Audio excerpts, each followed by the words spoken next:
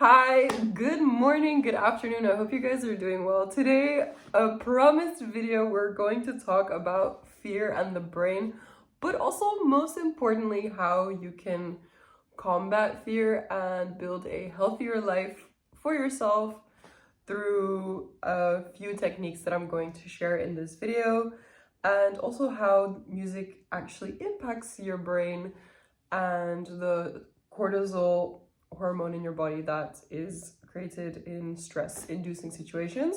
So first we're going to talk about different stress inducers and how the stress response is kind of triggered in your brain and the impacts on your health in that and different situations that can trigger that. And then we're going to talk about ways in which you can reduce your cortisol and stress and fear responses in your brain so that you can live a happier life and just feel better in general, as well as have a few strategies that can help you to manage stress and to improve learning as well. So starting off with fear and the impact of fear on the brain, we're going to start with just talking about a few studies that I found online. So first of all, I would like to start off by saying that I have created this video based on research looking at articles that I found in Google Scholar.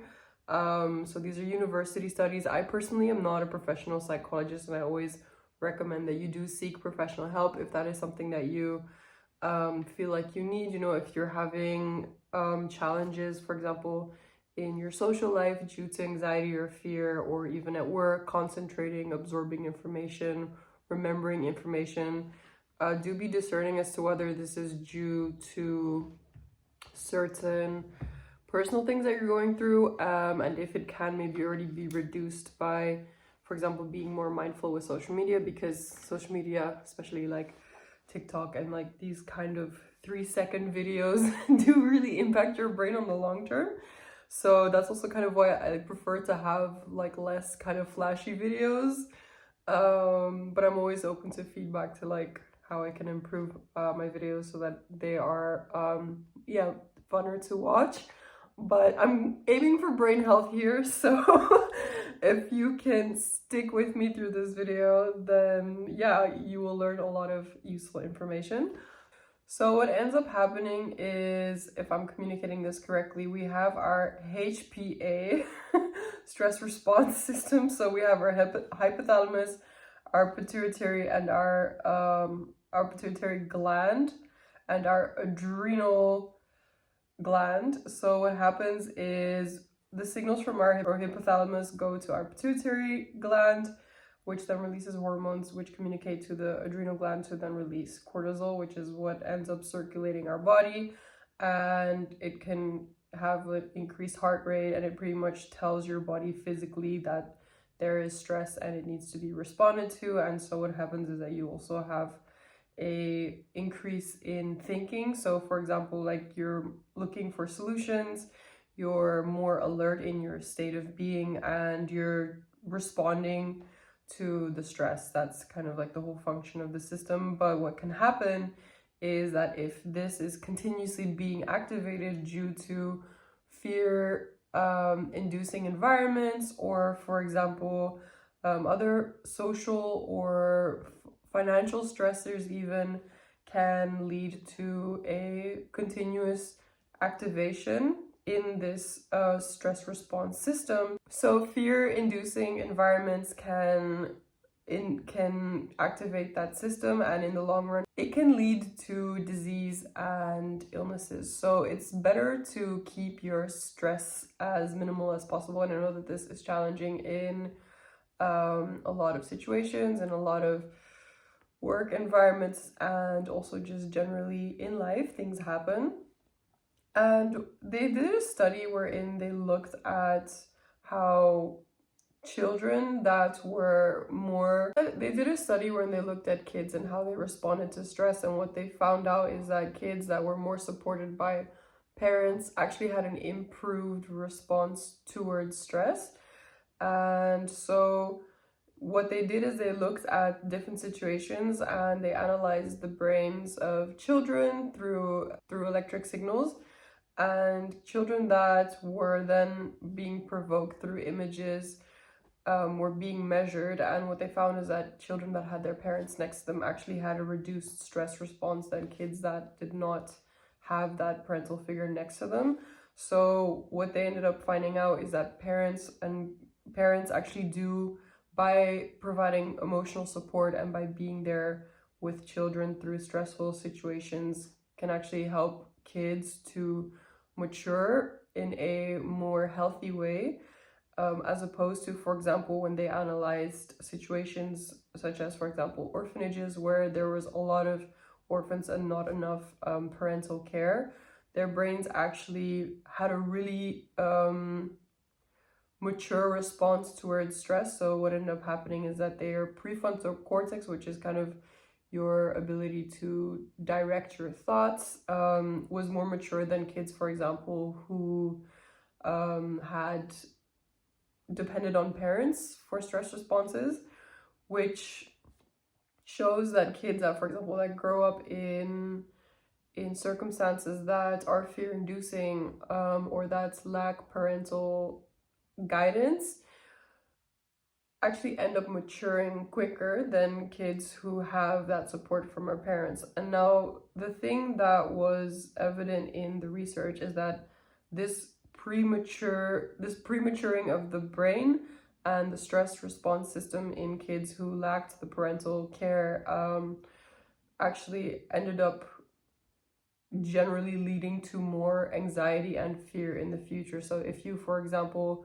grew up and you were, for example, bullied at school a lot, or you had, for example, experienced violence at home, or for example, in orphanages, and there was a feeling of lack when it came to love and support, what happens is that the brain matures quicker, so you're actually more in control of your thoughts compared to other people your age. However, it can lead to slightly more anxiety and worry and fear in the future on the long run. However, this can be combated, and this is where the positive news comes in and where neuroplasticity is amazing.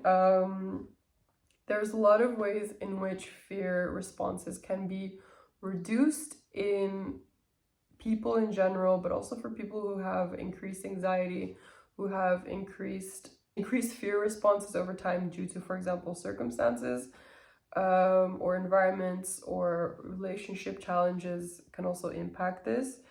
And what evidence goes to show is that having social support, so trusted friends, being able to talk to people, created a situation also known as social buffering, which means that expressing your feelings, emotions, thoughts, worries with other people, and having people that actively listen to that and are there for you and support you, can decrease that stress response. So already having a conversation with someone can already be really helpful. Before we get into the solutions, I wanted to talk also a bit about the impacts of fear on learning. So studies show that when there is a lot of fear in your environment, it can decrease your capacity to remember things, for your short-term and your long-term memory, and your ability to process information. So this ends up also affecting, for example, children that goes to school. When you have when you have an experience where, for example, at home you're going through a lot of fear, maybe it's due to a divorce or something like this. I know that there's a lot of people that experience traumas that can be very intense, and really challenging to get through. And if you have been through that or are going through that, I am really sorry, first of all, and I do hope that you find friends or professional help that you can confide in, and that you find solutions for yourself that are sustainable and healthy. So yeah, talking about how we can deal with those challenges. The good news was that there are so many people that go through challenging situations in school. Even bullying can sometimes impact your ability or your ability to focus in school and to memorize things. However, there's a lot of studies that also have shown that there's a lot of people that do return to school at a later age. So again, because our brains have the ability to adapt, we can learn things in the future as well. So there's always opportunity for change, which is great news.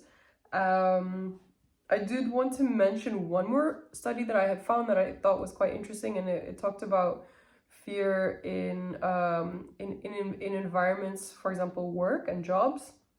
There was a study done by Paul Brown and Joan Kingsley, and they looked at evidence-based neuroscience that talked about how organizations and jobs generally are more successful when employees are being encouraged to come up with creative ideas and to really find solutions that work for their type of circadian rhythm and their energy.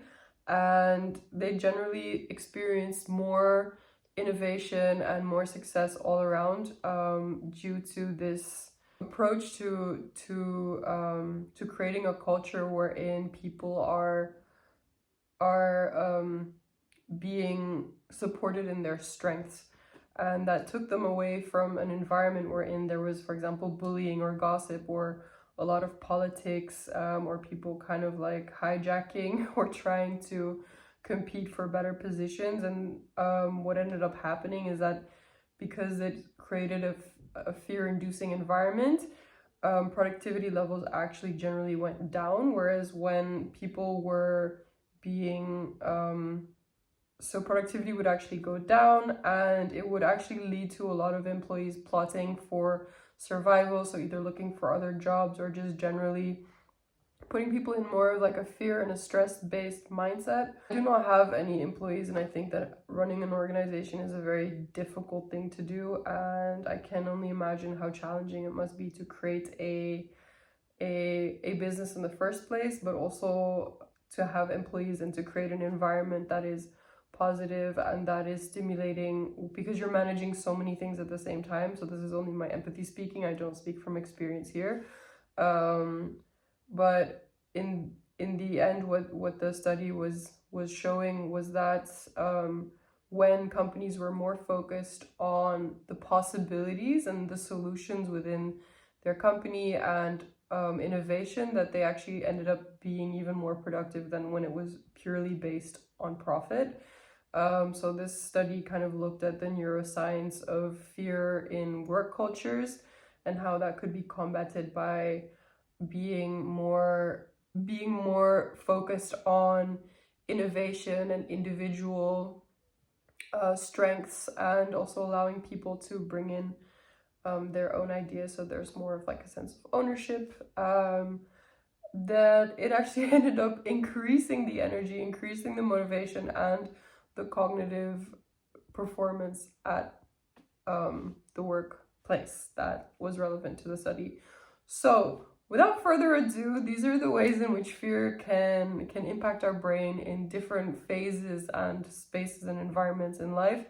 I kind of skipped over the whole nature, hunter and gatherer thing, because I feel like people's realities tend to be more aligned with fear that is induced in more city type of environments, which tends to be less like lion, hunter and gatherer. That still exists, and I've experienced those type of fears as well.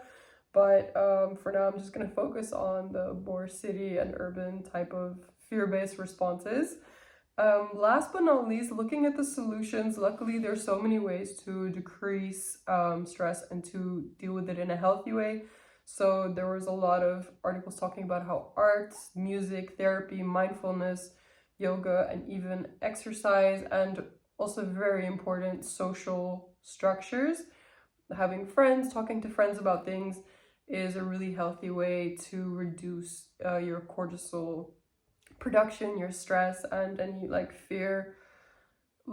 prolonged fear responses in your brain, anxiety, these type of things. So they said, starting off, I'm just gonna name all of them. I know that I generally talk about music, but I think that this is a very important topic, so I'm gonna name as many solutions as I can to inform and to help you.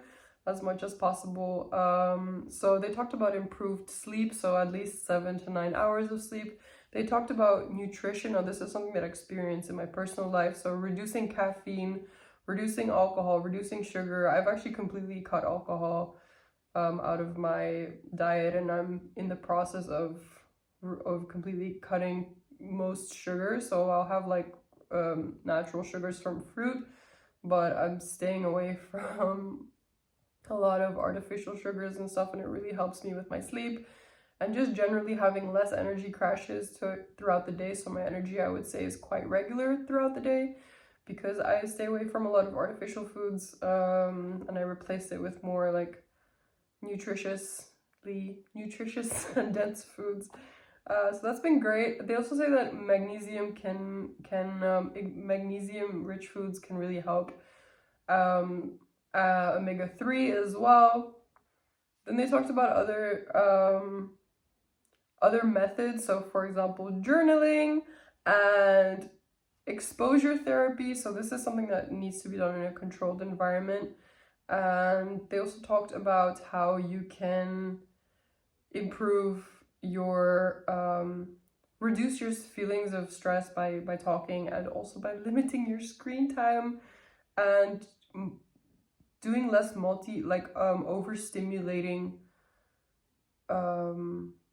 less overstimulating things at the same time. So the less stimulated you are, the better. So multitasking only when it's necessary, and trying to really find more mindfulness and presence in specific times in your day. Exposing yourself to more nature walks, cities, parks, these type of things also really help to reduce your stress.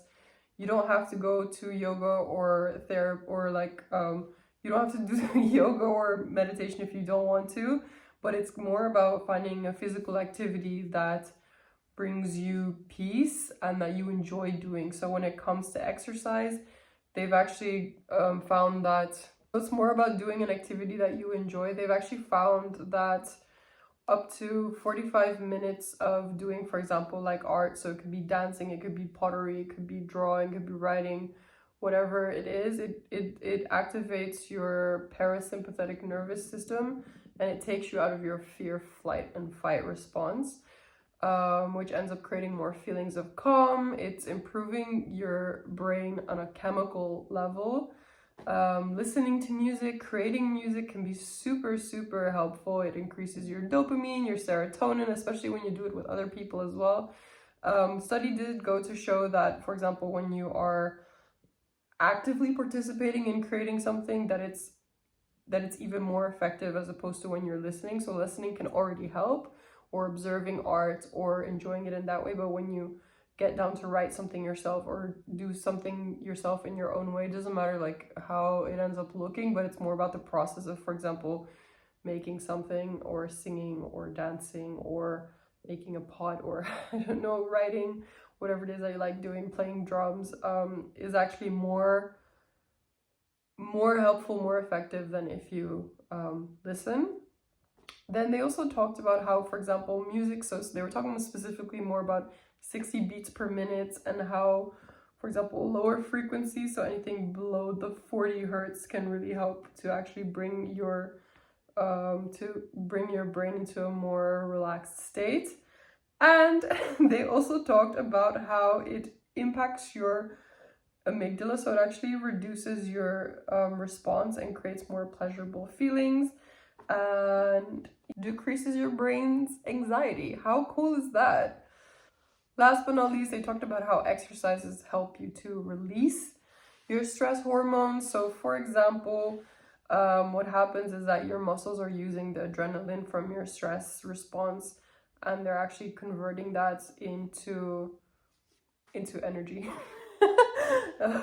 So what happens is that when you exercise, your adrenaline is being used up, and so you're actually physically processing your adrenaline and your cortisol through moving, through running. Your heart rate is going up, so you're processing all of that stress and exerting it physically, and it has significant effects on your lowering of cortisol, even below baseline levels. So you end up having to go through a temporary discomfort in the beginning, but in the end you have reduced cortisol and you have improved emotions, endorphins. Your endorphins are going up, so that's a lift in your mood. Your serotonin is going up. So you're also having, your serotonin is going up and your dopamine as well. So, now there's also other things that can be done. So this is the part that I love.